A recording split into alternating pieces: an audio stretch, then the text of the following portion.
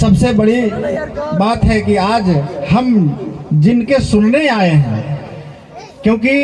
आज ये कार्यक्रम नहीं होती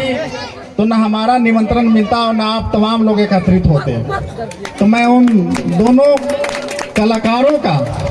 जो सम्मानित व्यास बड़े भाई विनोद यादव जी का भी आभार व्यक्त करना चाहूँगा और सम्मानित व्यास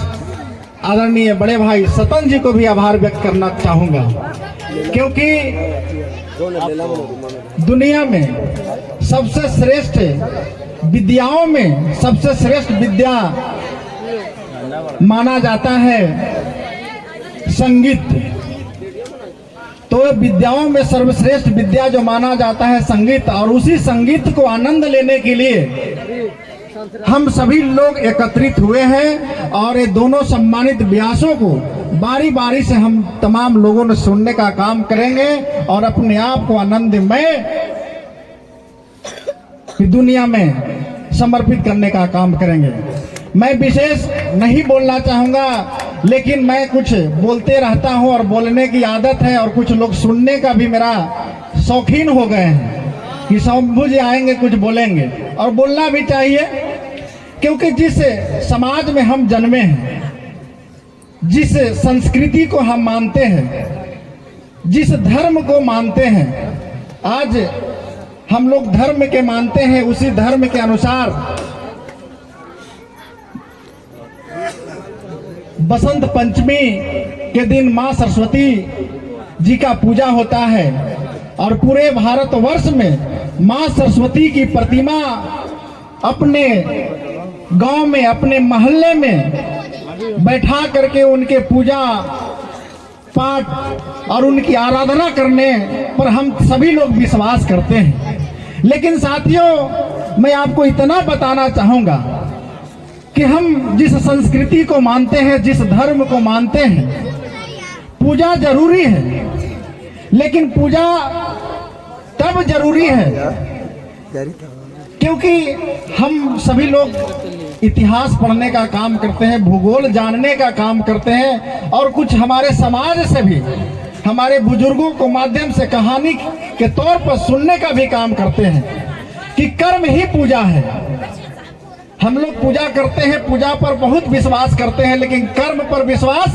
नहीं करते हैं। इसलिए हम सभी सम्मानित यहाँ पर उपस्थित गार्जियन और सभी युवाओं से मैं कहना चाहूँगा कि आप पूजा करें।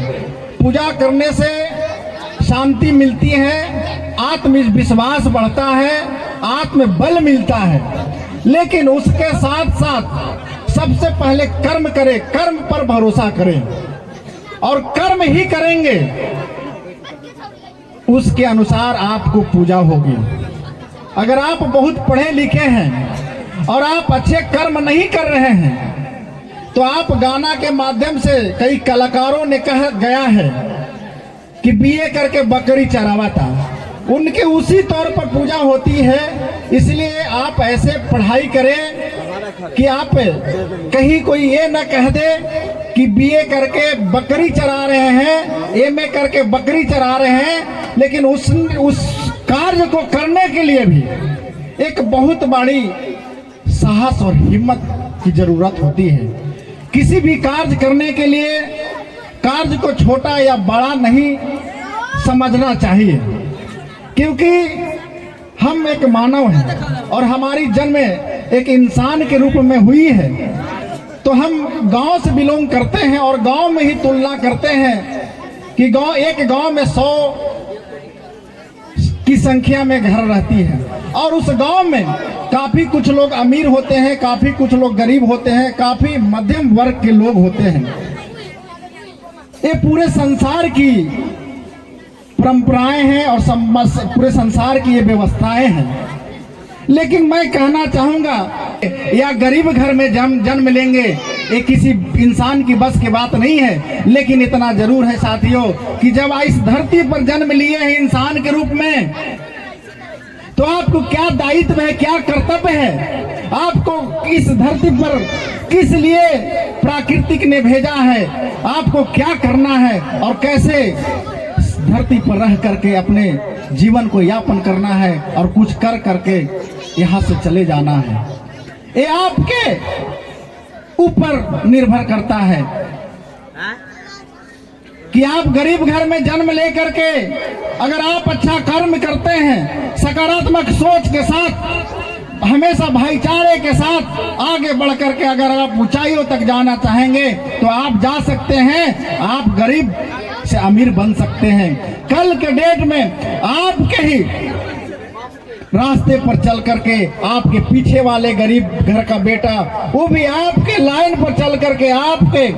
एनर्जी को देख करके आपके खींची हुई रास्ता को चुन करके वो भी बेटा इसी मार्ग पर चलते हुए अमीर बनने का भी काम करेगा। इसलिए कभी भी अफसोस नहीं करना है कि मैं एक गरीब घर में जन्म लिया हूँ। हमेशा सकारात्मक सोच के साथ मेहनत करना है और आगे बढ़ना है। मैं भी पिछले चुनाव में आपके बीच में मैं एक मुखिया प्रतिनिधि के रूप में प्रत्याशी बन करके आया था। मैं ये उम्मीद लेकर के आया था कि मैं आपके बीच में आऊंगा, आपके अंदर जो सोई हुई भावना हो, आपके अंदर जो सोई हुई जो सोच है उसको जगा करके एक सही दिशा में लेकर के चलेंगे और आपके हमेशा से वंचित रहे हैं, जो जरूरत हमेशा से नहीं मिलते आया है, उस जरूरत को पूरा करवाने का काम करेंगे। मैं एक सकारात्मक सोच के साथ चल रहा था, लेकिन आप सब देखेंगे हमने मेहनत में कोई कोर कसर नहीं छोड़ा। हम एक एक दरवाजे पर गया, एक एक लोगों से मिला, चाहे माता हो या बहन हो या हमारे चाचा हो या मेरे नौजवान साथियों हो, लेकिन रिजल्ट उसकी क्या हुई। मैं समझ रहा था कि जो भी प्रत्याशी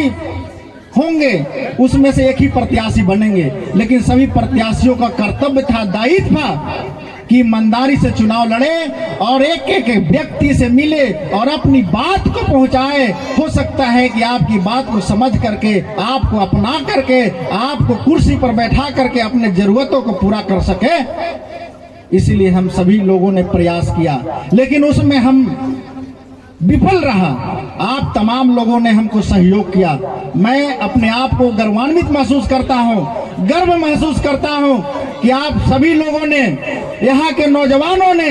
जिस तरह से हमारे साथ कदम से कदम मिला करके चलने का काम किया और हौसला देने का काम किया, ये कभी भूलने वाली बात नहीं है। चाहे मैं कुर्सी पर रहूं या कुर्सी से नीचे रहूं, लेकिन इतना जरूर है कि आने वाला समय में अगर किसी भी व्यक्ति का जरूरत होगा, जो कुर्सी पर बैठा हुआ रहेगा, उससे दोगुना काम करके, उससे दोगुना सेवा करके दिखाने का काम करूंगा। साथी, बहुत ज्यादा समय नहीं लेना चाहूंगा, लेकिन इतना आपके सोए हुए जमीर को जगाना चाहूंगा कि आप